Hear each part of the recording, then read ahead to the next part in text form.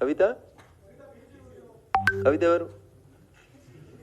కవిత బీసీయా? కవిత బీసీయా? ఎప్పుడైంది కవిత బీసీ? ఎల్పీ లీడర్ బీసీకి ఇవ్వమనుండ్రి, పార్టీ అధ్యక్ష పదవి బీసీకి ఇవ్వమనుండ్రి, పార్టీ వర్కింగ్ ప్రెసిడెంట్ బీసీకి ఇవ్వమనుండ్రి.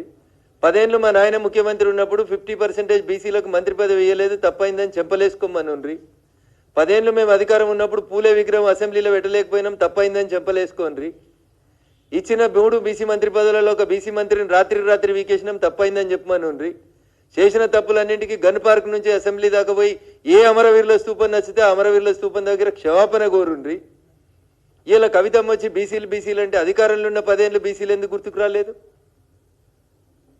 అవకాశం ఉన్న ప్రతి సందర్భంలో బీసీలని మీరు డౌన్ఫాల్ ఏం చేసి ఎల్పీ లీడర్ ఇయ్యరు, పార్టీ ప్రెసిడెంట్ ఇయ్యరు, వర్కింగ్ ప్రెసిడెంట్ ఇయ్యరు.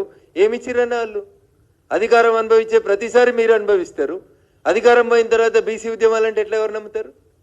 అందుకని దయచేసి స్వామి వివేకానంద చెప్పినట్టు బోధించే కంటే ముందు ఆచరిస్తే మంచిదని మా చెల్లెకి నా సూచన.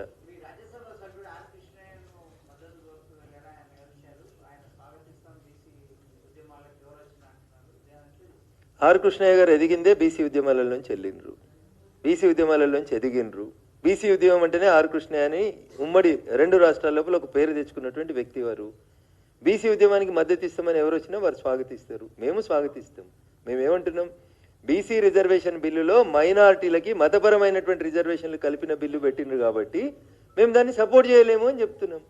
మీరు మతపరమైనటువంటి రిజర్వేషన్లను తొలగిస్తే భారత ప్రభుత్వం డెఫినెట్గా పార్లమెంట్లో చర్చకు పెడితే తీసుకుంటుంది. పార్లమెంట్లో చర్చకు పెట్టాలంటే కూడా మతపరమైనటువంటి రిజర్వేషన్స్ ఉంటే వాళ్ళ నాయకుడే పార్లమెంట్లో పుస్తకం పట్టుకొని వస్తాడన్న, ఎర్ర పుస్తకం, సేవ్ కాన్స్టిట్యూషన్ అని. ఆ కాన్స్టిట్యూషన్ వారు పట్టుకొచ్చే కాన్స్టిట్యూషనే మతపరమైన రిజర్వేషన్లు ఇవ్వద్దని చెప్పింది. అందుకని పెడతలేము మేము. అందులో రేవంత్ రెడ్డి గారు కరెక్టా, రాహుల్ గాంధీ గారు కరెక్టా? ఇద్దరు కూర్చొని, రాహుల్ గాంధీ గారి చేతులు ఉన్న రాజ్యాంగం కరెక్టా, రేవంత్ రెడ్డి గారి జేబులు ఉన్న రాజ్యాంగం కరెక్టా? ఇద్దరు ఆలోచించుకొని ఆ బిల్లు మీద ఏమైనా చర్చ పెడితే తప్పకుండా భారత ప్రభుత్వం ఆలోచన చేస్తుంది. థ్యాంక్ యూ అన్న.